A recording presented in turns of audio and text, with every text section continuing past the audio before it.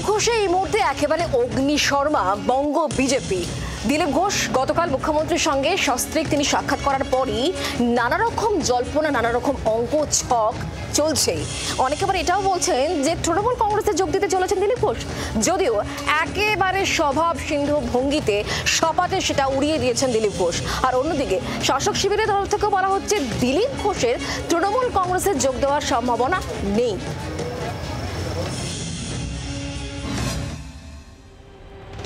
তিনি গেলেন, দেখা করলেন, শোরগোল ফেলে দিলেন।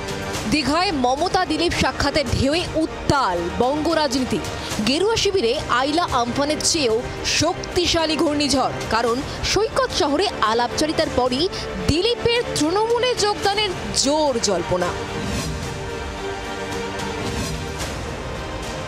আমন্ত্রণ ছিল, কিন্তু সেই আমন্ত্রণ থাকলেই যে যেতে হবে এমন কোনো বাধ্যবাধকতা ছিল না। তার উপর একই জেলায় কাঁথিতে নিজের দলের নেতা শুভেন্দু অধিকারী কর্মসূচি ছিল, গেলে সেখানে যেতেন, তা না করে উল্টে চলে গেলেন দীঘায়, যে কর্মসূচি রাজ্য সরকারের। আরও স্পষ্ট করে বললে মমতা বন্দ্যোপাধ্যায়ের ড্রিম প্রজেক্ট। শুধু যাওয়াই নয়, দেখাও করলেন তার সঙ্গে। তারপর থেকেই তার দলেরই একাংশ তাকে নিশানা করছেন, তাকে ঘিরে বিক্ষোভও দেখাচ্ছেন।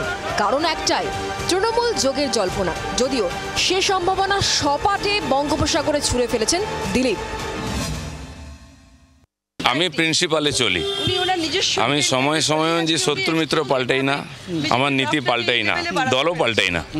কিন্তু জল্পনা গুঞ্জন থেমে থাকেনি।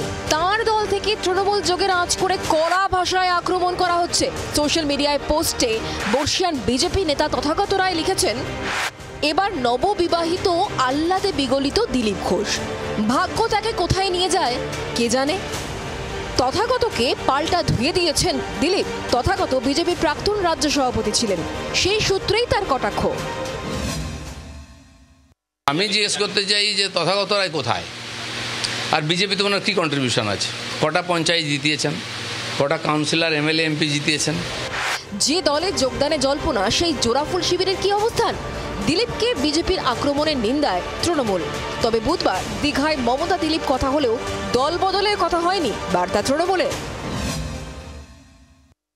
তো দিলীপ ঘোষ হচ্ছেন মানে রাজ্য বিজেপির সর্বকালের সবথেকে নির্বাচনী অঙ্কে সফল সভাপতি। দিলীপ ঘোষ তৃণমূলে আসছেন, অমুক তমুকে যায়, এই বিষয়গুলো নিয়ে কাকে কোনো আলোচনা হয়নি। দিলীপ ঘোষকে তিনি কাছে মন্দিরে আনতে পেরেছেন, মানে বিজেপির আভ্যন্তরীণ যে বোম্বা বিষ্ণু মহেশ্বর, তাদের মধ্যে কিন্তু ভাঙ্গনটাকে একটা চওড়া জায়গায় নেওয়ার সুযোগ তার হলো। উভয় পক্ষের পলিটিক্যাল একটা কিন্তু বেনিফিটের জায়গা তারা কিন্তু কালকের তাতে কিন্তু তারা ঘরে তুললেন। দিলীপ হোক বা তৃণমূল, জল্পনায় প্রকাশ্যে পাত্তা দিচ্ছেন না কেউই, কিন্তু রাজনীতিতে প্রকাশ্যে কে কি বলছে আর ভিতরে ভিতরে কি চলছে তা অনেক সময় আন্দাজ করা যায় না।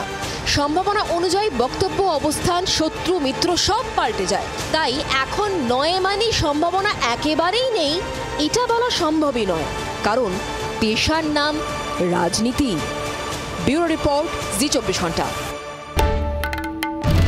বাংলার আওয়াজ, বাঙালির আবেগ, জি24 ঘন্টা।